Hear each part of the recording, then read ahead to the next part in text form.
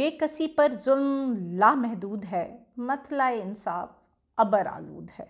अमन कैफी हो नहीं सकता कभी जब तलक जुल्म सितम मौजूद है। 9 अप्रैल रिजीम चेंज क्या हुआ, हमारा पूरा का पूरा सिस्टम एक्सपोज हो गया। कपड़े हम किसी और के उतारने की कोशिश करते हैं और नंगे हम खुद हो जाते हैं। पूरा सिस्टम जिस तरह एक्सपोज हुआ है, चाहे वो हमारी माशी मसाइल आए हों, चाहे सियासी मसाइल आए, लेकिन इस वक्त जो सबसे बड़ा मसला उठा है वो अखलाकियात का है। हमारी अखलाकियात कहाँ चली गई? हम अपने आने वाली नस्लों को क्या बताएंगे कि हम लोगों को नंगा करते थे, हम लोगों की बीवियों को उठा लेते थे। फिर तो ये बात सही साबित हो गई ना कि वो लोग जो बांग्लादेश के आई विटनेस थे, जब वो हमसे बातें करते थे तो वो सच बोलते थे। हम लोग वो लोग थे कि जब कोई भी हमारे मुल्क, हमारे इदारों के ख़िलाफ़ बात करता था ना, तो हम बड़े एग्रेसिव मोड में आकर फ्रंट फुट पर लड़ते थे, क्योंकि आप हमारा फ़ख्र थे, आप हमारा मान थे, आप हमारा गरूर थे। लेकिन जो कल की प्रेस कॉन्फ्रेंस हुई है उसके बाद हम खुद से शर्मिंदा हैं। जो आज़म स्वाति के साथ हुआ उसके बाद हम खुद से शर्मिंदा हैं। जो शहबाज गिल के साथ हुआ उसके बाद तो हम खुद से शर्मिंदा हैं। हम खुद को कोस रहे हैं कि यार हम इनको डिफेंड कर रहे थे, हम अपने गरूर को किरची किरची होकर देख रहे हैं, हमारा गरूर किरची किरची होकर बिखर रहा है। खुदारा इस मुल्क को आप किस दिहाने लेकर जा रहे हो? कल की जो प्रेस कॉन्फ्रेंस हुई उसमें आप क्या साबित करना चाह रहे हो? मतलब इखलाकियात से, मतलब अगर कोई बंदा करप्शन करता है तो आप उसको ये सज़ा दोगे? अब देखें, अभी साबित तो नहीं हुई कि उसने करप्शन की कि नहीं की, लेकिन सिर्फ उससे एक बयान हल्फी लेने के लिए कि जी हाँ करप्शन हुई है, तो आपने उस पर ये जुल्म और ये जबर किया, उसके ख़ानदानों को इन्वॉल्व कर लिया। मतलब कि बात यहाँ तक आ पहुँची है कि आपने माओ बहनों की इज्जत की रखवाली करना छोड़ दी है। आप माओ बहनों को अपनी लड़ाई में, अपनी मफादात की लड़ाई में शामिल कर रहे हो।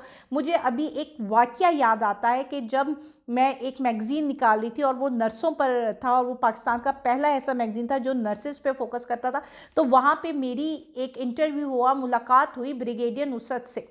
तो उन्होंने 1965 का मुझे एक वाक़या सुनाया और उन्होंने बताया कि एक रात ऐसी थी कि जब जंग अपने अरूज पर थी, तो हमें कहा गया कि आप लोग अपनी अपनी खंदकें जो खोदी गई थी उसमें चले जाइए, और साथ में हमारे सीनियर्स ने हमारे हाथों में एक गोली पकड़ा दी थी और कहा था कि अगर खुदा न खास्ता आर्मी, इंडियन आर्मी आप तक पहुंच जाए तो आपको उनके अखलाकियात का नहीं पता, इसलिए आप सबसे पहले ये गोली अपने मुंह के नीचे रख लेना। और इसके आगे ना हमने उनसे कोई सवाल किया और ना उन्होंने हमें कुछ जवाब दिया। तो क्या आज पाकिस्तान की तमाम माओ बहनों को अपने हाथों में एक गोली रखनी पड़ेगी?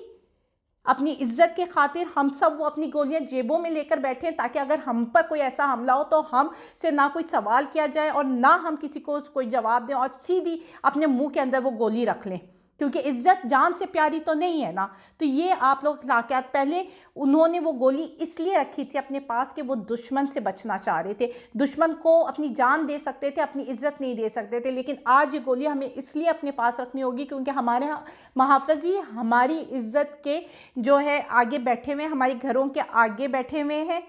समझ नहीं आ रही इस मुल्क को आप अपने मफादात के लिए, अपने रिजीम चेंज ऑपरेशन के मकासद हासिल करने के लिए किस हद तक आप लेकर जा रहे हो। और सिर्फ अगर करप्शन में ये सज़ा है, मैंने जहाँ बात छोड़ी थी वहीं से कंटिन्यू करती हूँ कि अगर सिर्फ और सिर्फ करप्शन के चार्जेस की वजह से इस पर ये जुल्म हो रहा है, तो फिर ये जुल्म आपको हसन नवाज़ पर भी करना चाहिए था, ये जुल्म आपको शहबाज शरीफ पर भी करना चाहिए था, ये जुल्म आपको सलमान शहबाज पर भी करना चाहिए था, और ये जुल्म इसाक डार पर भी होना चाहिए था, जिसने बयान हल्फी दिया था कि हाँ मैं मनी लॉन्ड्रिंग में शरीक हूँ।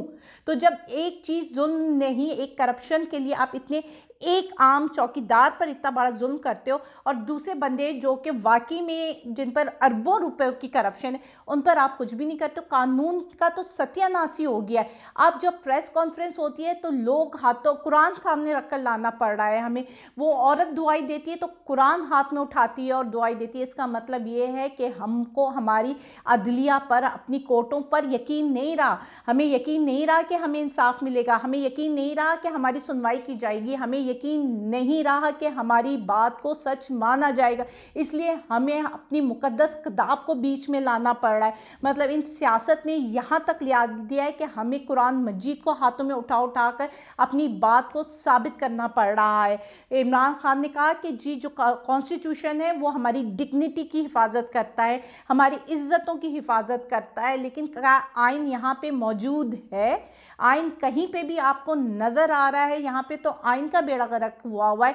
मैंने तो एक दफ़ा जब इमरान रियाज साहब को पहली दफ़ा पकड़ा गया था और जब हाई कोर्ट के सामने हम सब खड़े हुए थे, वहाँ पे सारे जर्नलिस्ट थे और सब जब जा चुके थे, तो जो मेरी सदीक जान से कन्वर्सेशन हुई थी वो यही हुई थी कि काइंडली आप आगे बड़ों को मशवरा दें कि जो कानून की किताब है ना, ये दस्तूर पाकिस्तान है, आप उसको फाड़ दीजिए, क्योंकि यहाँ पे आम आवाम के लिए तो ये कानून है ही नहीं।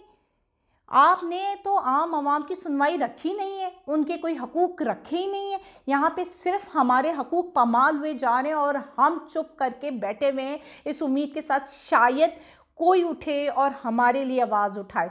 लेकिन यहाँ पे हम कभी अदलिया की तरफ देखते हैं तो यहाँ पे पता चलता है ओह अदलिया तो खुद बहुत बड़े प्रेशर में, अदलिया की तो खुद ऑडियो वीडियो लीक्स आई हुई है, अरे अदलिया तो खुद बड़ी मजबूर हुई हुई है। अब अदलिया ने अल्लाह अल्लाह करके एक एक्शन उठाया, एक कदम उठाया, सो मोटो एक्शन लिया, लेकिन उसमें भी आगे बढ़ने से पहले इतनी कंट्रोवर्सीज हो गई और अब सुनने में ये आया है कि जज जो है बदतरीन दबाव का शिकार है और शायद वो प्रेशर में आ गए हैं। अब जो है कल की जो समाअत होगी उसमें ये होगा कि जो टॉपिक है ना कि इलेक्शन 90 दिन में होने चाहिए कि नहीं होने चाहिए, इस पर शायद अभी डिस्कशन ना हो। अभी तो ये डिस्कशन होगी कि लार्जर बेंच बनना चाहिए कि नहीं चाहिए, और हमारे ज़राए कहते हैं कि लार्जर बेंच बन जाएगा। ये जो है लोग इतने प्रेशर में आए हुए हैं कि ये लार्जर बेंच बना देंगे, फिर उसके बाद कार्रवाई होगी। तो ये भी एक डिले टैक्टिक्स है और ये इतना डिले करवाएंगे ना कि ये कहेंगे कि यार 3-4 महीने तो निकाल के दो किसी तरह, क्योंकि इन्होंने अभी इलेक्शन नहीं करवाना, क्योंकि उनकी गेम आगे कुछ और है। उन्होंने फील्डिंग किसी और तरह की सेट की हुई है, जो जिस तरह वक्त गुजरेगा आपको समझ आती जाएगी कि ये इलेक्शन अभी क्यों नहीं करवाना चाह रहे। उसकी वजह एक ये भी है कि उन्होंने अपनी मर्जी की फील्डिंग सेट करनी है और अभी कुछ बंदे इनके कुछ फील्डर मिसिंग हैं, तो वो चाह रहे हैं कि ये 3-4 महीने का वक्त गुजरे और इनके अपने फील्डर्स आ जाएं ज़रा, तो फिर इलेक्शन करवाने में हमारे लिए आसानी होगी।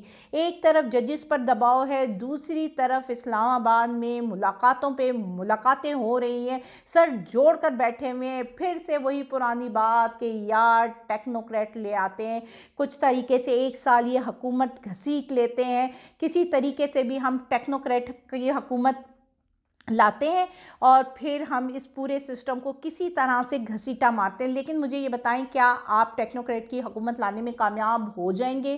क्या ये जो पार्टीज़, पॉलिटिकल पार्टीज़ हैं, वो एग्री कर जाएंगी? 1-2 तो कर जाएंगी, क्योंकि जिनकी सियासत ख़त्म हो चुकी है ना, वो तो एग्री कर जाएंगी इस बात पर। लेकिन जिन्होंने अभी सियासत करनी है, जिन्होंने अपनी इनिंग्स खेलनी है, जिस तरह पीपल्स पार्टी हो गई, वो बड़ी कॉन्फिडेंट है अभी, तो क्या वो इस टेक्नोक्रेट हुकूमत के ख़िलाफ़ आवाज़ नहीं उठाएंगी? वो उसको क्या आसान रास्ता दे देंगी?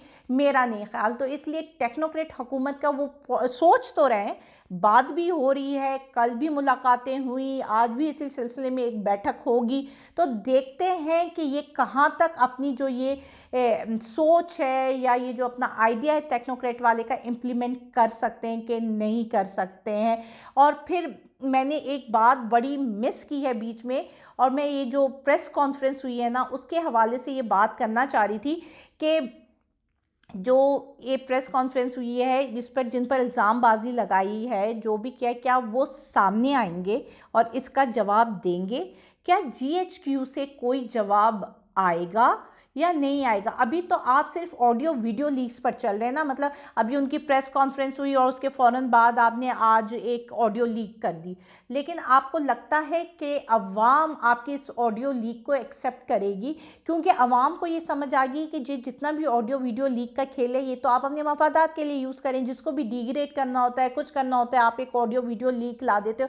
तो अब इस ऑडियो वीडियो लीक का असर ही नहीं होता अवाम में, वो अवाम जो है इसको देखती है और रद्दी में फेंक देती है कि यार ऐसी सी चीज़ है, ये तो हर एक की रिकॉर्डिंग हो रही है, पता नहीं बात को कहाँ से कर रहे हैं, और इतनी टेक्नोलॉजीज आ गई। तो मेरा नहीं ख्याल कि सिर्फ एक ऑडियो लीक करने से आप अपने ऊपर लगे हुए इल्ज़ामात को साफ कर सकेंगे। तो जिस तरह आप लोग ने पहले आकर प्रेस कॉन्फ्रेंसेस की हैं, तो क्या इस बात पर भी आकर आप कोई प्रेस कॉन्फ्रेंस करेंगे या कोई जवाब देंगे इस पर? और जवाब बनता है, क्योंकि आवाम बहुत थक गई है, बहुत थक गई है ये सारे गेम्स देखकर। यार आए, गलत फहमियाँ दूर करें, रियासत को एक तरफ लेकर जाएं, चलने दें। इंसाफ हमें कहीं नज़र नहीं आ रहा, आवाम परेशान है। मतलब जिसकी कोई लड़ाई झगड़ा होगा, इसका मतलब मैंने तुम्हारी बात नहीं मानी, तुमने मेरी बात नहीं मानी, मैं पकड़ूं, नंगा कर दूं।